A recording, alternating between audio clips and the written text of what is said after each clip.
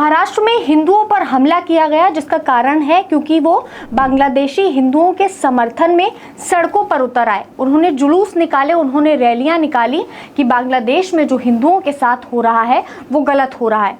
मैं आपको पूरी घटना बताती हूँ। महाराष्ट्र के जलगांव शहर में शुक्रवार को उस समय तनाव पैदा हो गया जब हिंदू संगठन की ओर से निकाले गए जुलूस के दौरान जो एक वाहन शोरूम, वहीं पर पास में एक बाइक का शोरूम था, उस पर पत्थर फेंके जाने लगे।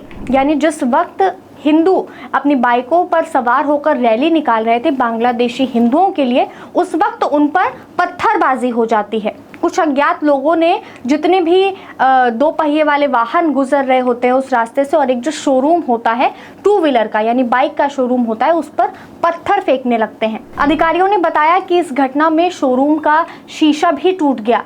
कई पुलिस अधिकारी हैं जिनको भी चोट आई है, और जो आम नागरिक जो रैली निकाल रहे थे, जो विरोध कर रहे थे बांग्लादेशी हिंदुओं के साथ जो कुछ हिंसा हो रही है, उनको भी चोट आई है। वो उसमें से भी कुछ लोग ऐसे हैं जो घायल हुए हैं। अब इस पर कुछ लोगों का कहना ये भी है कि जिस वक्त जो जुलूस वहाँ से निकल रहा था बांग्लादेशी हिंदुओं का समर्थन करने के लिए, उस वक्त ही वहीं के पास में, नासिक के पास में एक मस्जिद है जहाँ नमाज का समय था। वहाँ नमाज करने के लिए कुछ मुसलमान जा रहे थे, जहाँ से उन्होंने पत्थरबाजी करना शुरू कर दिया। लेकिन इसके बचाव में अब जो मुस्लिम समाज है उसने कहा है कि कुछ दिन पहले रामगिरी महाराज ने नासिक जिले में एक प्रवचन सुनाने के लिए उनको बुलाया गया था, जहां पर उन्होंने एक विवादित बयान दिया था, जिसको लेकर लोग जो है भड़के हुए हैं, जिसको लेकर मुस्लिम समाज जो है वो भड़का हुआ है।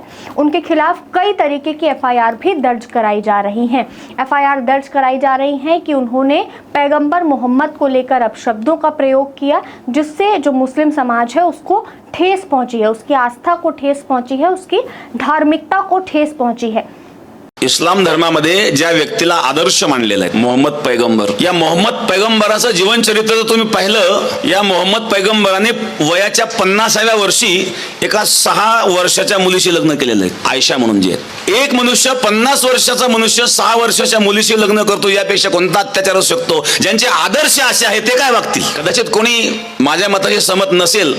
मैं आपको बता दूं कि पैगंबर मोहम्मद को लेकर रामगिरी महाराज ने कुछ अपशब्दों का प्रयोग किया था। इसके अलावा उन्होंने जिस प्रोग्राम में वो गए थे, उन्होंने हिंदुओं को सतर्क रहने के लिए भी कहा था कि हिंदू सतर्क हो जाए। जिसके बाद महाराष्ट्र के कई जिलों जैसे नासिक, छत्रपति संभाजीनगर और जलगांव अहमदनगर में शुक्रवार को सांप्रदायिक तनाव हमें देखने को मिला। वहां दिखा किस तरीके से लड़ाई झगड़ा और दंगे की नौबत आ चुकी थी, और ये तनाव अब कहना ये है मुस्लिम समाज का कि ये तनाव सिर्फ इस कारण से पैदा हुआ क्योंकि जो महाराज हैं उन्होंने जो बयान दिया उससे उनकी आस्था को ठेस पहुंची, उनकी धार्मिकता को ठेस पहुंची मुसलमानों की। इस वजह से ये जो पूरा मामला है, ये पूरी घटना है, जितने भी लोग वहाँ उस रास्ते से गुजर रहे थे जो बांग्लादेशी हिंदुओं के समर्थन में, उनके अत्याचारों के विरोध में जो ये रैली निकाली गई थी, इस पर उन्होंने पत्थरबाजी करी और पूर्णतः उन्होंने प्रयास किया कि इसको किसी भी तरीके से खत्म कर दिया जाए, इसको किसी भी तरीके से दंगे का